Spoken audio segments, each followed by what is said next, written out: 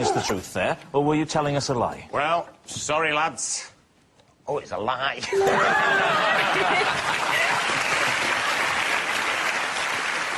Of course it was a lie. The last time someone found a sheep in Manchester's city centre, the locals thought they'd captured a cloud. Now, for David's team, take a look at this. Right, somebody's phoned up. Yeah. Somebody called Dave, asking if we've got any sales jobs going. Get him in. OK. Sometimes an individual can make the difference. Look at Julius Caesar. Hannibal, not Lecter, but Hannibal, the commander.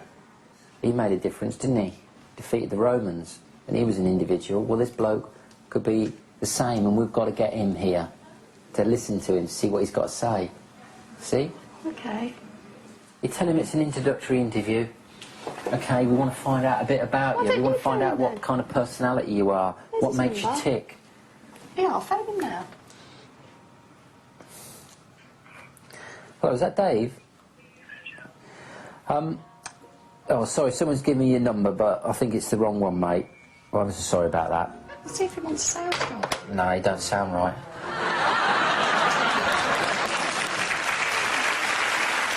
The Armstrongs there, showing the kind of decision-making that can make the difference between failure and abject failure. But here's the related fact for David's team. When interviewing office staff, Simon Cowell asks every candidate to give him 10 uses for a kettle.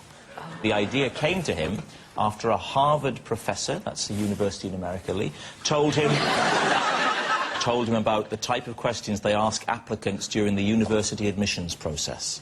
And he decided to ignore those and just to ask about a kettle. No, this is one of the ones. Apparently this is one of the ones, because it makes you think on your feet. Well, there's almost nothing that you can't believe he'd say in order to try and seem in some way different or interesting. He depresses the hell out of me. Yeah. That failed audition for the X Factor still rankles, doesn't it? Still rankles, yeah. Apparently this is how Danny Minogue got her job, isn't it? Because she really impressed him with an unusual use. Because she uses the kettle to melt down a face and remould it every morning.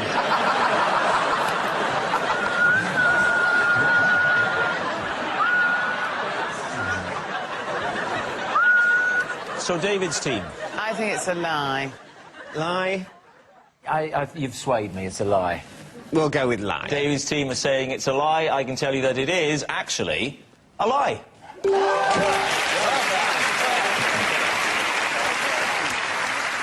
Mick Jagger has been asked by a company if they can sell his ashes in collectible egg timers when he dies.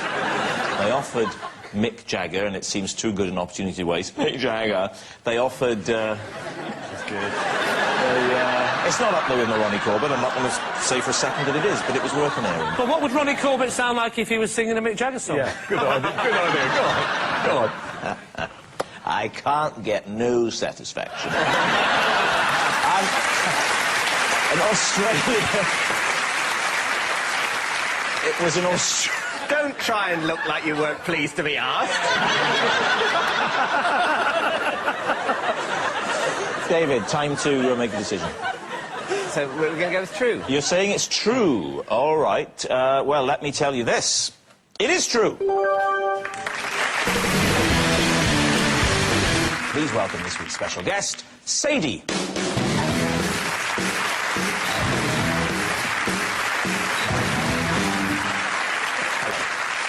So, Lee, what is Sadie to you? This is Sadie. She's my children's nanny, and the first time I met her, I ran over her foot. OK. Omid? This is Sadie, and I employ her to massage my dog. That's not a euphemism. Yeah. And finally, Janet.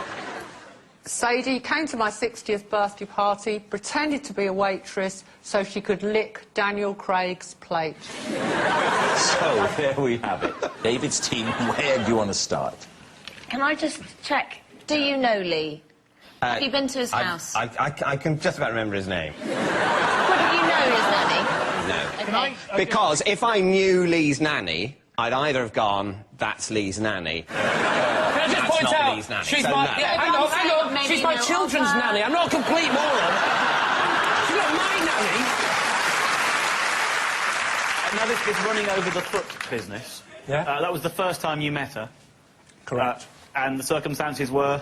I was in my car. And she was on the driveway. Correct. What happened immediately after the foot running over moment? Ow!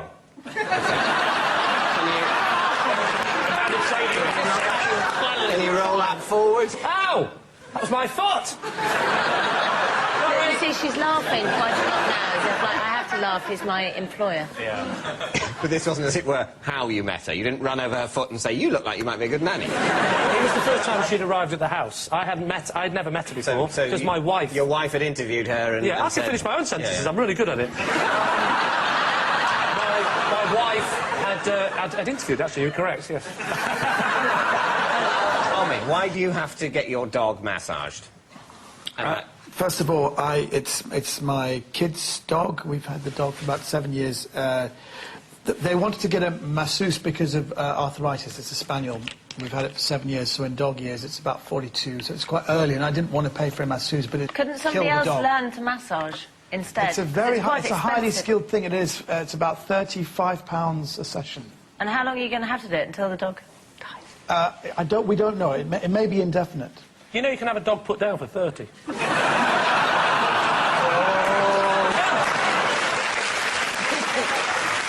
Janet, can I just check? Sadie came round to your house, she pretended that she was a waitress, she wanted to lick Daniel Craig's plate, and you didn't just chuck her out and go, you are completely weird, you're leaving. No, I don't care. She was There not was a lot of people at the party, and Sadie was at the party. Daniel Craig was at the party. It was Sorry, so Sadie was invited to the party? Yes. The waitress act was in order to gain access to the plate? Yes. So what she did is, instead of approaching... I didn't go through the ins and outs of it. I was Why being... not? Because it was my bloody birthday. I was getting trashed. I was having a good time, like anyone here tonight would do. Just because you're 60, love, doesn't mean you can't, you know, get off your trolley. The question is, why do you think that Sadie, instead of using her position as a party guest to talk to Daniel Craig, which is legitimate in a party, I think you'll Right. agree... Go on, You're really getting all my wits now. Do you want some? No. Have you met anyone famous in your career? Really famous? If you met Daniel Craig, could you actually speak? No. There you go. She's right.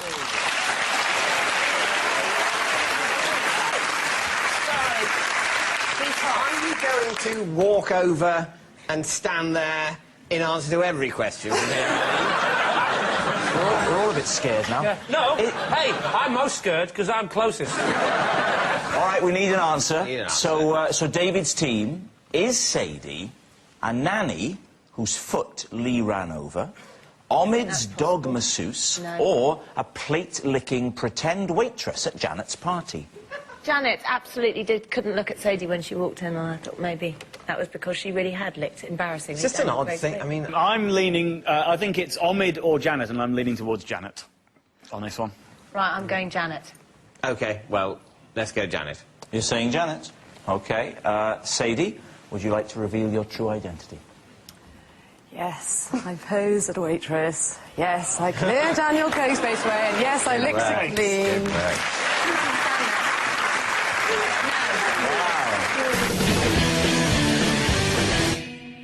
As a child, at my grandparents' house, I had a little bell that I would ring if I wanted anything.